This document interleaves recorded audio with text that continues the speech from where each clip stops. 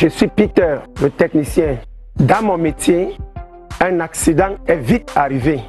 Je me retrouve parfois à l'hôpital pour réparer les dégâts.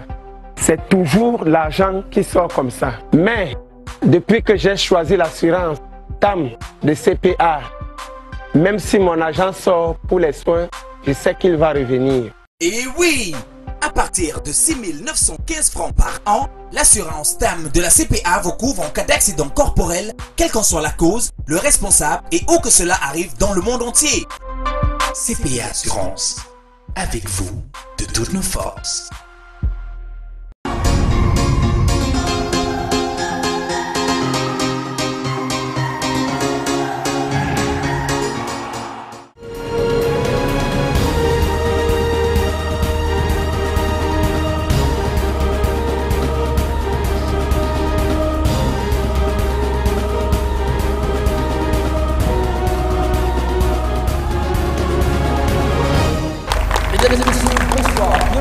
Cette cérémonie exceptionnelle. À mes côtés, pour nous accompagner, nous avons des internationaux camerounais et un consultant. Nous allons débuter avec Jérémy Sorel Ditab. Jérémy, bonsoir. Bonsoir, Nono.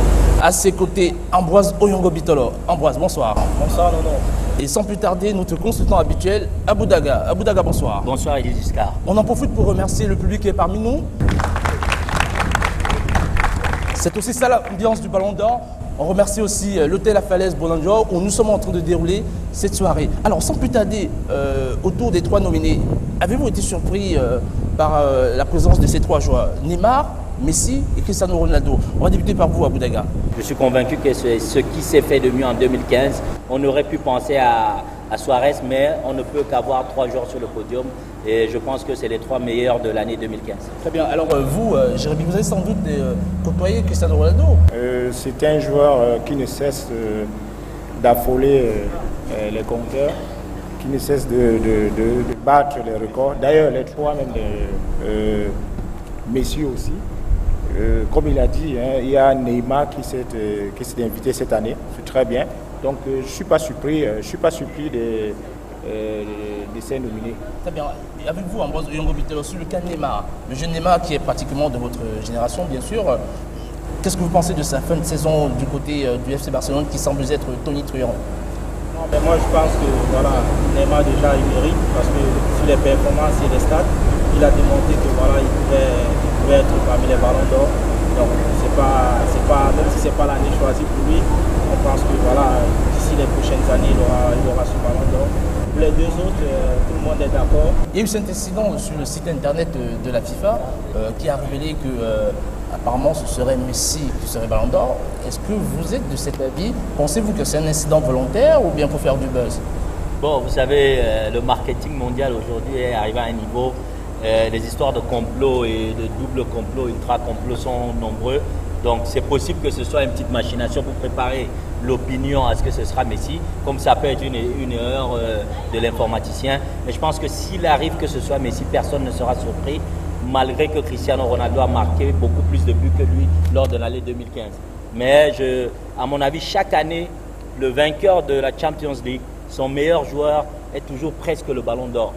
À moins que ce soit une équipe pas très huppée qui n'a pas soit Cristiano ou Messi. Mais chaque fois que le Real ou le Barça remporte la Champions League et que l'un de ces deux fait une superbe saison, ça a toujours été l'un des deux. Donc je suis convaincu qu'ayant remporté la Champions League, ce ballon d'or ira à Messi. Est-ce qu'il y a un joueur qui parmi les trois semble avoir une plus-value cette saison? Neymar peut-être, Messi ou éventuellement Cristiano Ronaldo, Jérémy Ditab?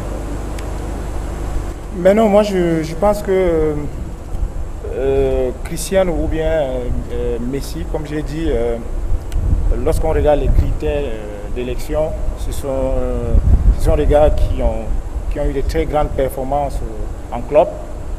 Si vous voyez les performances de Cristiano Ronaldo, il a pratiquement 50 buts et il le refait, il a fait chaque année.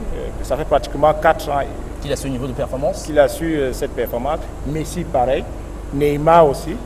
Moi je crois que ce sont des joueurs que tout président aimerait avoir dans son club, que tout entraîneur aimerait entraîner, que tout footballeur aimerait avoir comme coéquipier. Pourquoi? Parce que ce sont des très très grands joueurs et qui ont des plus-values assez élevées. Très bien. Alors, on va en profiter juste pour rappeler qu'effectivement, le Ballon d'Or ne s'étend pas uniquement autour de ces 3 vedettes. C'est toute une soirée, toute une cérémonie. On va en profiter de l'instant présent pour suivre cet élément concernant l'ensemble des nominés pour cette soirée FIFA Ballon d'Or.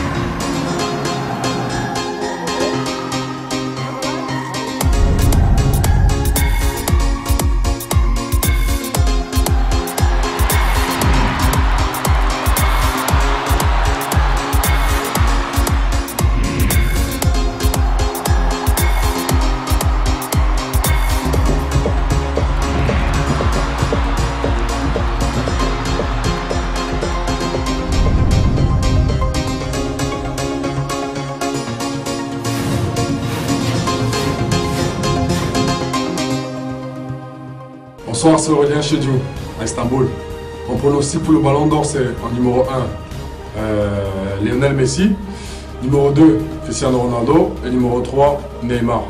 Et vous, quel est votre pronostic? Ciao, à bientôt.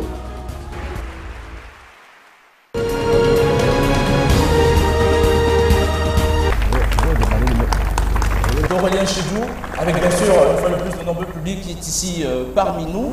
Alors, Aurélien Chediou, lui, il a un pronostic assez clair. Messi en premier, éventuellement Neymar en second. C'est assez...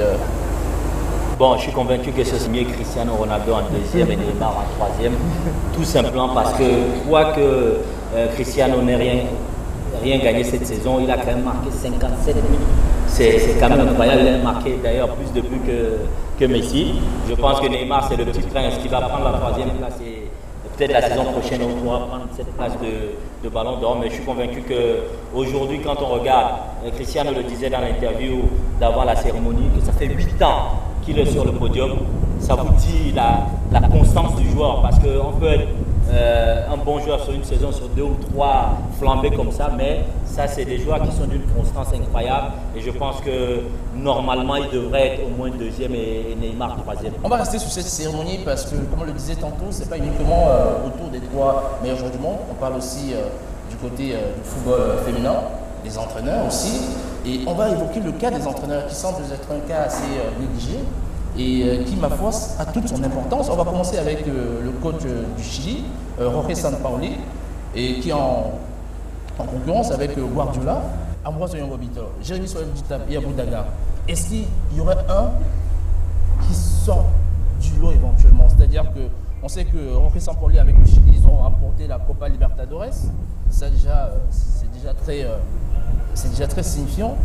Mais cependant, Guardiola avec le Bayern et Luis Enrique avec le FC Barcelone, est-ce que les 3 valent la chandelle?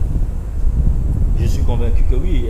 Vous savez, malheureusement pour l'instant, notre compétition n'est pas aussi cotée que la Copa América. Elle est considérée d'un niveau meilleur que la nôtre. Ça nous frustre, mais c'est le cas pour l'instant. Et comme il était pays organisateur et qu'il a quand même en face de lui le Brésil et l'Argentine, et qu'il ait pu remporter devant sa sélection, c'est pour ça qu'on en parle autant. Je pense que Luis Enrique, si je ne me trompe pas, il est à 4 ou 5 trophées en une saison. Je vois difficilement comment on pourrait donner à Guardiola qui a raté le coach en Champions League. C'est vrai que le Bayern a été champion avec beaucoup de journées d'avance. qu'on ne lui donne pas ce trophée de meilleur entraîneur de la saison. Mais avec ces cérémonies, il faut s'attendre à tout. Tout est possible. Alors là, on nous apprend qu'effectivement, Luis Enrique a été désigné meilleur entraîneur FIFA de la saison. Vous, Jérémy Souadjou, vous avez été opposé quand même, si ma mémoire est bonne, oui, à Luis Enrique, lorsque vous étiez du côté du Real Madrid, tout à fait, en concurrence avec Michel Salgado. Je me souviens comme si c'était hier. Tout à fait. Les quelques journées passées ensemble à Madrid, on se souvient. Oui. Alors, Luis Enrique, que pensez-vous du personnage en tant qu'aujourd'hui entraîneur? Ben écoutez, moi je l'ai connu déjà comme joueur. Oui. C'était un très grand joueur. C'est vrai que c'était... il était l'un de nos rivales parce que vous savez, en Espagne, le derby Real de Madrid-Barcelone, je crois que c'est le plus grand derby au monde. Le plus suivi aussi, oui. Donc nous n'étions pas très proches, mais c'était lui, il était... Vous étiez surpris par la trajectoire, la carrière. On va débuter avec Luis Enrique. Luis Enrique comme aujourd'hui entraîneur. Non, je ne suis pas surpris. Moi, je crois qu'il le mérite. C'est quelqu'un qui a montré déjà son talent en tant que joueur. Aujourd'hui, il est passé de l'autre côté. J'imagine qu'il a passé ses diplômes. Il a eu une très bonne formation. Et vous savez, moi, je crois que ça fait plaisir de voir ces anciens joueurs aujourd'hui être entraîneurs. Pourquoi? Parce qu'ils incarnent vraiment ceux qui doivent diriger le football. Ils comprennent, ils ont la facilité de comprendre facilement les footballeurs parce qu'ils ont eu cette expérience. Le cas Guardiola, qui aujourd'hui est en train de faire l'unanimité, déjà lorsqu'il était à Barcelone, certains prétendaient que c'est peut-être parce qu'il y avait autour de lui que des stars, et parce qu'il aurait des stars, ce serait facile d'obtenir les titres qu'il a pu obtenir avec le FC Barcelone. Aujourd'hui, de sa position du côté du Bayern de Munich, on se rend bien compte que c'est tout à fait, ça va dans la même lignée. Est-ce que finalement Guardiola n'est pas ce plus, cet entraîneur plus qu'on espérait dans l'univers du football? Non, Guardiola c'est quelqu'un, c'est naturel quand vous arrivez dans une équipe comme le Barça. Vous vous rappelez à l'époque Franck Rijkaard. Quand Rijkaard commence, on se dit non, il a des bons joueurs, naturellement ça va faire quelque chose. Donc quand on donne la main à Guardiola, tout le monde a l'impression que c'est un cadeau, mais qu'un cadeau vraiment facile, c'est facile d'entraîner cette équipe. Mais on a vu que ce n'est pas le cas. Quand vous avez une équipe comme celle-là, elle est encore plus compliquée à entraîner que certaines parce que vous avez des joueurs qui ont un ego assez élevé, il faut les faire jouer ensemble, il faut que la mayonnaise prenne.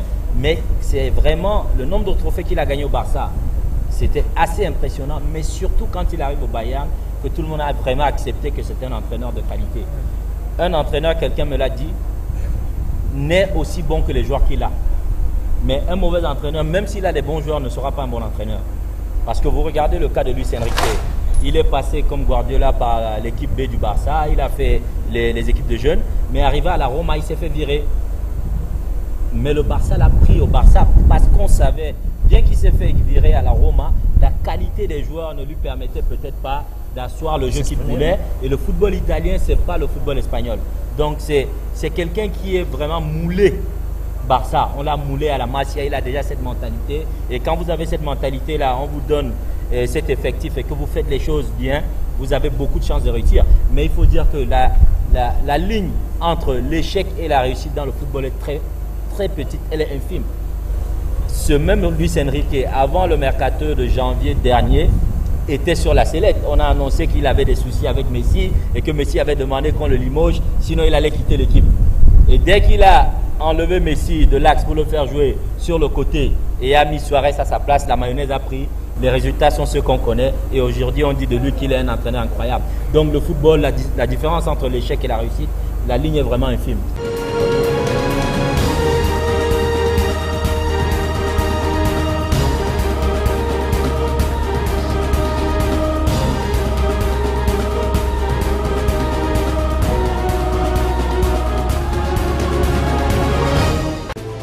And now it is time to welcome on stage the FIFA FIFPro World 11.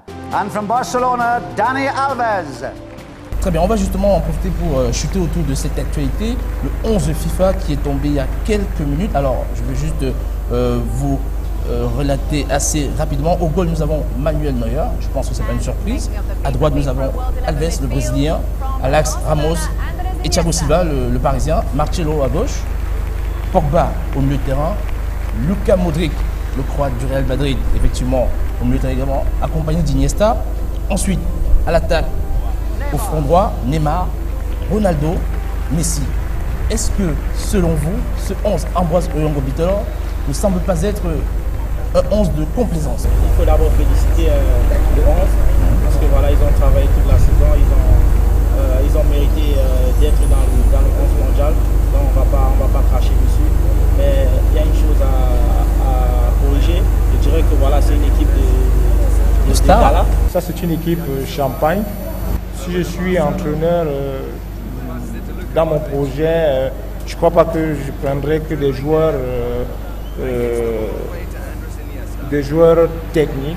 Parce que vous savez, le football ou bien un 11, pour sortir un 11, il faut effectivement avoir des joueurs techniques, il faut aussi avoir des ouvriers, il faut avoir des gars avec beaucoup d'expérience. Vraiment, c'est des garçons qui ont fait parler d'eux durant l'année 2015. Et on sait qu'on choisit les meilleurs, ceux qui ont fait parler d'eux, on les met dans un 11 comme on peut pour que chacun ait la récompense qu'il mérite pour la saison.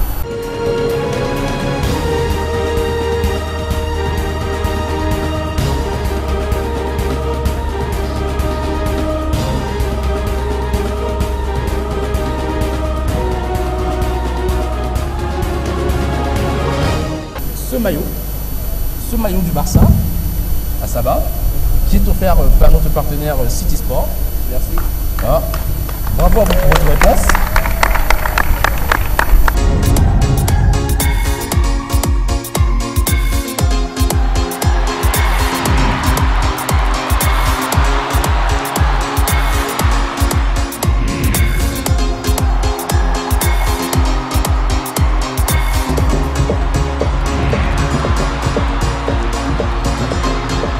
Meilleur coach féminin, coach des États-Unis, champion du monde en titre et qui a remporté face au Japon la finale 5 buts à 2. Alors, le cas de Chris qui remporte ce trophée, cette nomination, surprise ou pas?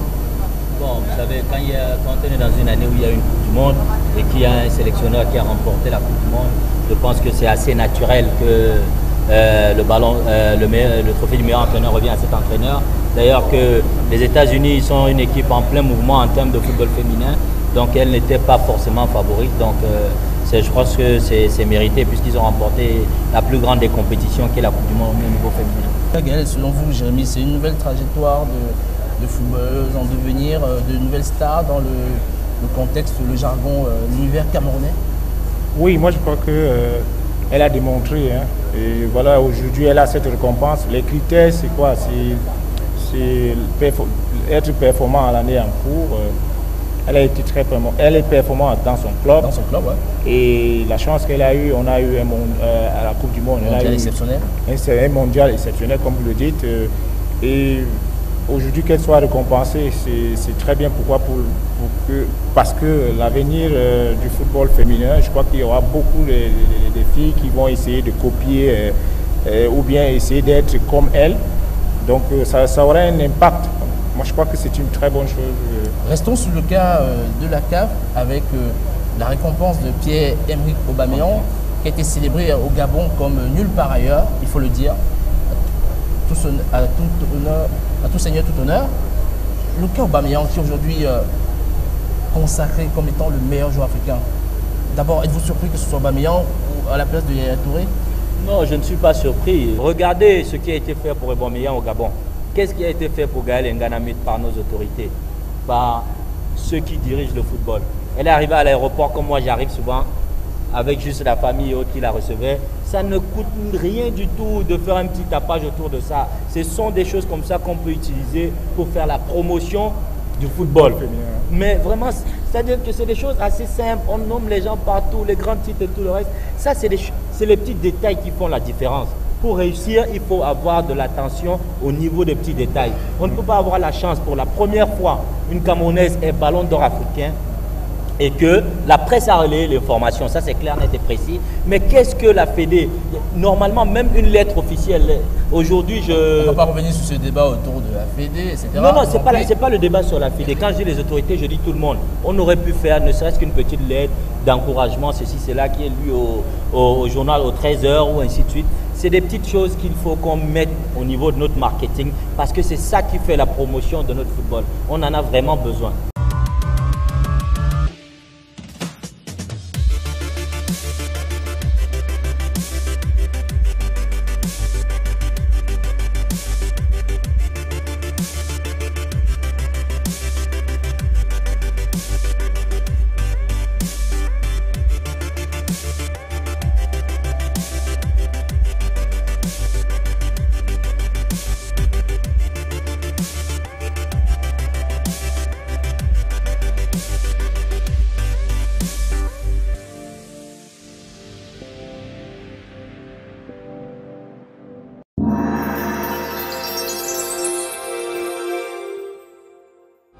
Wendell Lira.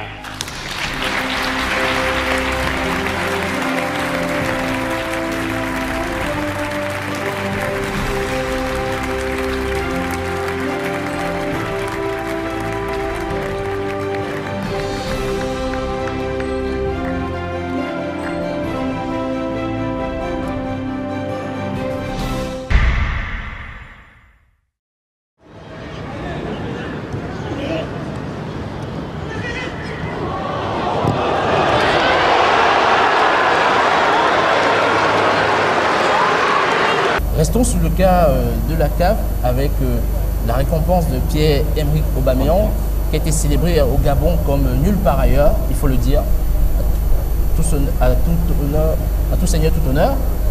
Le cas Aubameyang qui est aujourd'hui consacré comme étant le meilleur joueur africain. D'abord, êtes-vous surpris que ce soit Aubameyang ou à la place de Yaya Touré? Non, je ne suis pas surpris. Vous savez, j'ai la chance de passer la moitié de mon temps au Gabon actuellement. C'est pour ça que ces derniers temps, on ne vous retrouve pas à Samedi Sport. Oui, j'arrive pas à être avec vous, mais bon, ce sera le cas bientôt. En fait, c'est un joueur qui a marqué beaucoup de buts. C'est un attaquant, c'est le joueur le plus en forme. Yaya Touré a peut-être remporté la Coupe d'Afrique, mais la Coupe d'Afrique, c'était en janvier. Donc, ce n'est pas le meilleur joueur CAF de la saison 2014-2015, mais de l'année civile 2015. Et depuis janvier à maintenant, Yaya Touré n'a pas été exceptionnel, c'est une vérité. Je pense que la réaction de Yaya Touré m'a vraiment sidéré, déçu, parce qu'un joueur de cette trempe qui a cette qualité, il a déjà gagné 4 ballons d'or. Il y a des joueurs, des illustres footballeurs africains qui sont passés avant lui, qui n'ont pas eu la chance de gagner 4 ballons d'or, parce qu'à la période où ils étaient là, la concurrence était beaucoup plus élevée. Je ne vais pas trahir un secret ici en disant que Oyongo Bitolo et Jérémy Dutab discutaient au téléphone avec Didier Drogba tout à l'heure. Attends, Yaya Touré n'a pas été une plus grande star que Didier Drogba, mais seulement les années ne sont pas les mêmes. Il avait une concurrence plus féroce parce qu'il y avait le grand 9 Samuel Eto'o à l'époque, c'était un peu plus difficile. JJ Okocha n'a pas gagné 3 ballons d'or, c'était l'une des plus grandes stars du football africain. Donc nos footballeurs aujourd'hui, j'en discutais en off avec le grand frère Jérémy, doivent avoir de l'humilité. C'est-à-dire qu'il faut accepter ce qu'on vous donne. Il ne faut pas croire que vous êtes prédestiné à plus que les autres.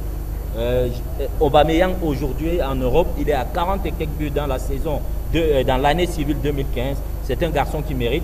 Les propos du frère Touré concernant la consécration d'Aubameyang, avez-vous été déçu tout de même? Vous dites que Yaya un peu, c'est une frustration, il est un peu amer tout de même. Oui, moi j'ai été déçu par ses propos.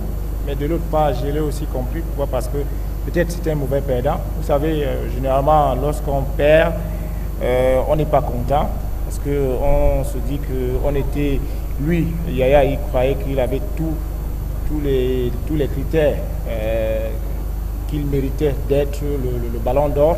5 fois consécutif. Bon, moi je crois que c'est à la CAF de clarifier les critères d'élection, parce que c'est là où vient le problème. Lui, Yaya, aujourd'hui, ses arguments, c'est qu'effectivement, il a amené la Côte d'Ivoire à remporter la Coupe d'Afrique des Nations. Au niveau à la CAN, il a fait une très bonne CAN. Pourtant, Aubameyang, il est sorti, je crois, au premier tour. Mais lorsqu'on regarde les performances d'Aubameyang en club, il a je crois qu'il On est un peu mérite. dessus, on est un peu frustré. Non, Aubameyang en club, il a des très bonnes performances comparées à Yaya. Alors, je crois que c'est à la CAF de clarifier les critères d'élection. Yaya Touré, il a été un mauvais perdant parce que voilà, Yaya Touré d'abord c'est un exemple et quand il sort des propos comme ça fait mal aux jeunes, ça fait mal à tout le monde, même aux organisateurs, à la CAF, ça fait mal. Donc je dirais que voilà, qu'il essaie un peu d'être un bon perdant. On l'a vu même au Barça, une fois il a joué latéral droit, il joue en demi défensif, milieu offensif. Et de temps en temps, Manchester City est quasiment le meneur de jeu. Ouais. C'est quoi ces profils de joueurs? Notamment vous aussi, on se souvient, vous avez eu aussi ce genre de profil latéral. On vous a vu jouer à l'axe central, milieu défensif, milieu offensif avec Middlesbrough et même Chelsea d'ailleurs. Comment ça se passe pour être aussi polyvalent? Déjà, c'est un acquis, c'est du Saint-Esprit. Déjà, c'est des types de joueurs que tout entraîneur aimerait avoir dans son équipe. Mais ça a aussi un côté négatif. Pourquoi? Parce que vous n'êtes pas régulier, dans un poste. Et si vous n'êtes pas assez intelligent, vous perdez vos repères. Alors Yaya, je crois qu'il a beaucoup mûri. Moi, j'apprécie beaucoup. Pourquoi? Parce que c'est un gars, au début, il avait des qualités, mais on ne pouvait pas imaginer qu'il est arrivé à ce niveau-là. Il a beaucoup appris, il a beaucoup progressé. Et aujourd'hui, il connaît ses qualités. Parce que ça, c'est le plus difficile pour un footballeur. Déjà, connaître de quoi on est capable. Et avoir cette confiance en soi. Aujourd'hui, Yaya, il sait aujourd'hui que il connaît ses qualités, il sait ce qu'il peut faire dans un stade. Et les entraîneurs savent maintenant l'utiliser. Avant, vous savez, on peut aussi dérouter un joueur, les entraîneurs, je veux dire. Un entraîneur peut dérouter un joueur, c'est-à-dire à le mettre à un poste où ça ne le convient pas. Il faut avoir des entraîneurs, des très grands entraîneurs qui peuvent voir du caractère. Voir d'un joueur quelles sont ses capacités, comment il peut réagir dans certaines situations. Ça, c'est la force des grands entraîneurs. Il a le syndrome de la troisième saison. Si vous regardez tous les clubs où Mourinho est passé, la troisième saison a été plutôt difficile parce que c'est un entraîneur qui est extrêmement exigeant et que les joueurs, quand ils veulent gagner quelque chose, parfois, ils sont prêts à aller des extra miles, c'est-à-dire qu'un kilomètre de plus pour obtenir ça. Mais dès le moment où ils ont obtenu ces trophées, à un moment, le discours devient parfois lassant, parfois un peu difficile à ce que les joueurs se poussent autant qu'ils l'ont fait avant d'obtenir les trophées. Si vous regardez tous les clubs où Mourinho est passé, la troisième saison n'a pas été très bonne. Peut-être à Porto avant, mais tous les clubs, vous regardez l'Inter Milan, après l'année du sacre et autres, la troisième saison est difficile. Le premier passage à Chelsea, la troisième saison a été difficile. Au Real Madrid, la troisième saison a été très difficile, il a eu beaucoup de problèmes avec les cadres. C'est un entraîneur exigeant qui sait motiver le joueur, qui sait lui donner envie d'aller au-delà de ses capacités. Mais à un moment, quand le joueur a obtenu ce qu'il cherche, après le discours est un peu plus difficile.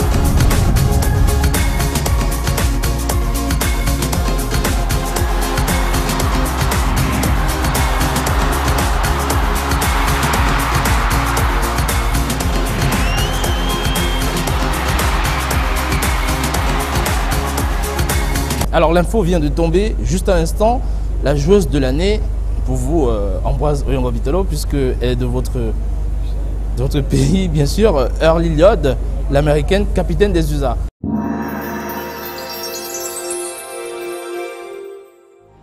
Carly Lloyd.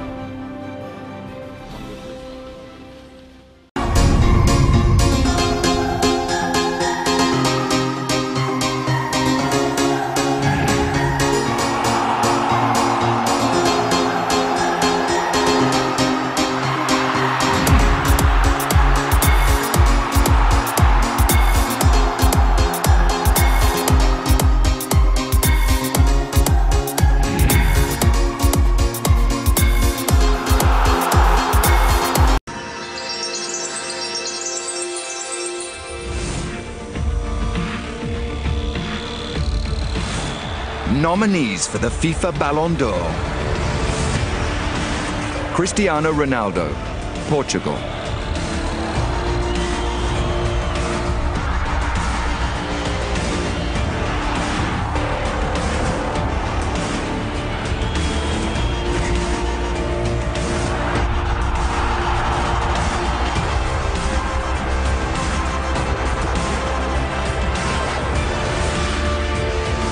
Lionel Messi, Argentina;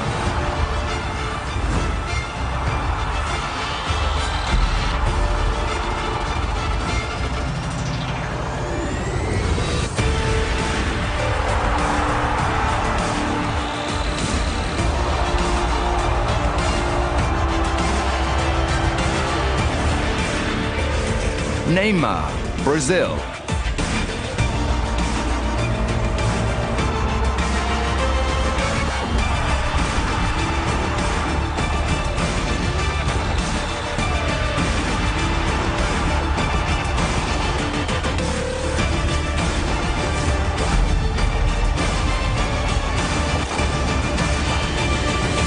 Who will win the FIFA Ballon d'Or 2015? Well, to represent FIFA and the Amaury Group, please welcome back Acting FIFA President Issa Hayatou, and with him this time, Amaury Sport Organization President Кака присоединятся исполняющий обязанности президента ФИФА Исса Хаяту и руководитель спортивной организации Омари Жан-Этьен Омари. Kaka, it's a big moment, go ahead. Big moment.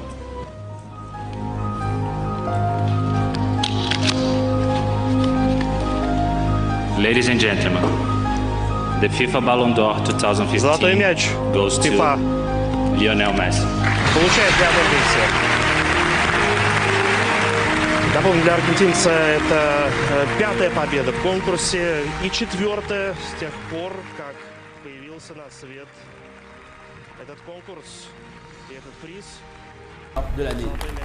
Le Ballon d'Or FIFA 2015 est bel et bien Lionel Messi. Surpris ou pas les panélistes Jérémy, Ambroise et Abou Daga? Félicitations à lui et vivement que Neymar le remporte la saison prochaine. Alors, ce Ballon d'Or, Jérémy Ditab, vous qui avez été quand même confronté à Lionel Messi, finalement, c'est pas surprenant. Non, comme je l'ai dit tantôt, ils méritent amplement. Ce sont des gars qui ont, quand on regarde les performances, ils ont, comme je l'ai dit, affolé les statistiques. Donc Messi aujourd'hui, félicitations, bravo. Mais je crois que ce qui est un peu désolant pour certains footballeurs, Messi ou Cristiano, ils dominent le football et c'est plus excitant. On souhaiterait avoir des nouveaux talents, des nouveaux génies pour que ça soit plus excitant. Donc maintenant c'est aux jeunes joueurs de travailler pour pouvoir venir remporter les ballons d'or à l'avenir. En parlant de nouveaux talents, il y a le cas Neymar qui est sans aucun doute dans les années à venir, si ce n'est peut-être l'année prochaine, le potentiel réel du football mondial pour dominer le football international. Ambroise Yongo Bitelo, sur le cas Neymar. Il a ses capacités et sur ce ballon d'or, il n'y a pas de surprise. Messi mérite largement d'être ballon d'or. Mais aussi, je pense que pour la deuxième place, moi je mettrais Neymar. Oyongo qui vous remet ce maillot du FC Barcelone. On remercie notre partenaire encore City Sport. Messieurs et dames, nous sommes quasiment à la fin de cette édition, de ce plateau spécial autour de la cérémonie FIFA Ballon d'Or 2015. On rappelle, le vainqueur, sans surprise, a été Messi. Ici sur ce plateau, nous avons été accompagnés avec des panélistes de renommée, notamment Jérémy Sorel Ditab, que nous remercions d'être venu spécialement de Yaoundé pour nous accompagner dans le cadre de cette émission. On le dit sans embâche, on aurait pu avoir encore mieux. Cette année, c'était la première édition. Pour la deuxième, il y aura sans doute encore de belles surprises. On remercie Ambroise Oyongo Bitelo, qui est aussi parmi nous, qui nous a honoré de sa présence. Et pour terminer, notre consultant habituel, Abou Daga. Abou Daga, merci aussi d'avoir été présent. C'est un plaisir. Et bien sûr, le nombreux public présent, à qui je vais demander d'applaudir une fois de plus.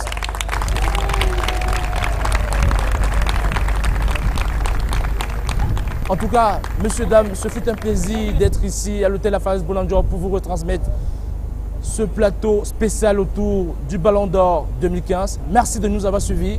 À très bientôt. Au revoir.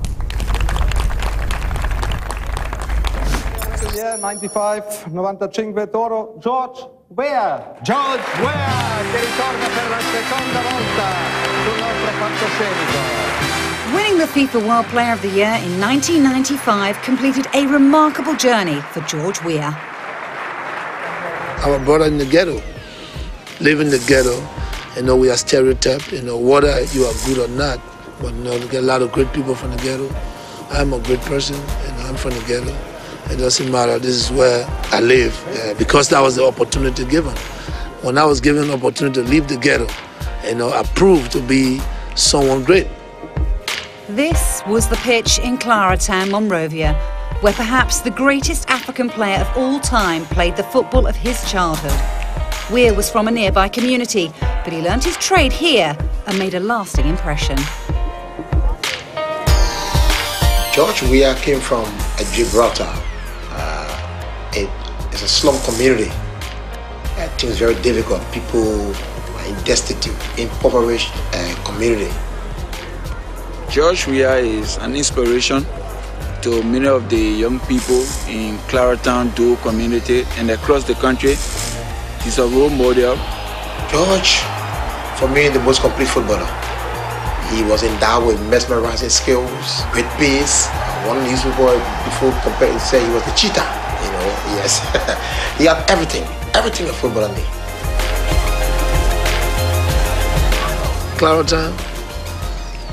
Claratown, it meant a lot, and that was our starting point, the young survivor. It was kind of little bit of hustling every day. We had to go there to struggle to survive, but we were doing good things, and our team was very great. Weah is still the only African to have won the FIFA World Player of the Year title. His rise to stardom took him to Cameroon, where he was spotted by his future mentor, Arsene Wenger, a man he grew to have great respect for. This is the man. I remember it was. George, work hard, you're going to be a great player. And when I came to Europe, he was like a father to me. Every time I goes on the field, I was playing for Arsene Wenger. I wanted him to know that what he have done for me, this is the way I could pay him. So I could break my knee, my face, my hand for him, just to win a game. He took care of me like a son, and I couldn't believe it. Because when racism was at the peak, Arsene taught me that a black man and a white man can live together. I want you to keep this. This is for me, but I want you to keep it because he deserves this more than I do. Thanks, Mr. Coach, for everything. In France, Weah won the league once and the cup 3 times. But it was with AC Milan where his career peaked. I enjoy Italy, and playing with that team, one of the best teams in my life. With that group, you have to practice well, play well, you have to be consistent to make that team. And they all love me because sometimes, some part in the game, they all look up to me and call me Lion. Lion King, Lion. Give us on the African voodoo. And then I laugh. I said, no, I don't have African voodoo, but don't worry. God is there, we're going to win. We just joke around. It was a great team.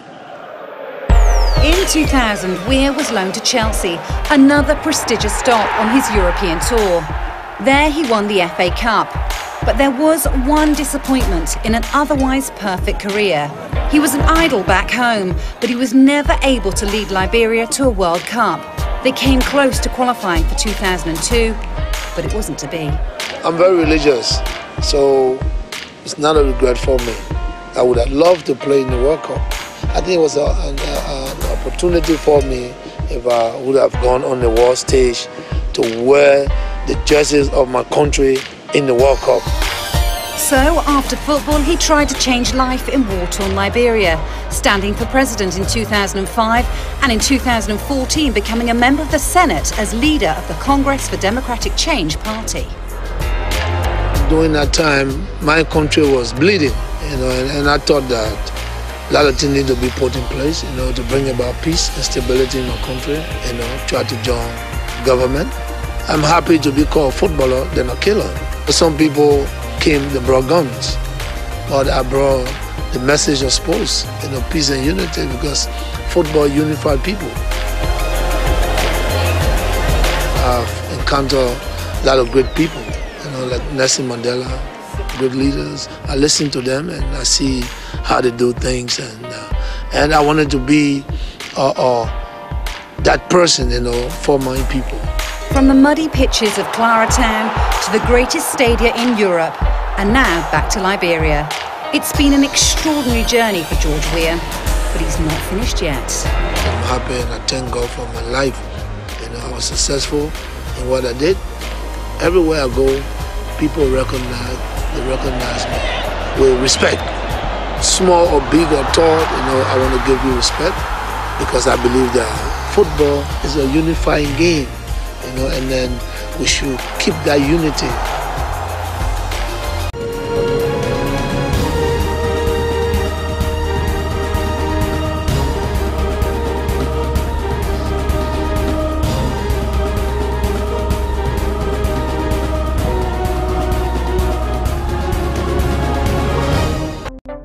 Je suis Peter, le technicien. Dans mon métier, un accident est vite arrivé. Je me retrouve parfois à l'hôpital pour réparer les dégâts.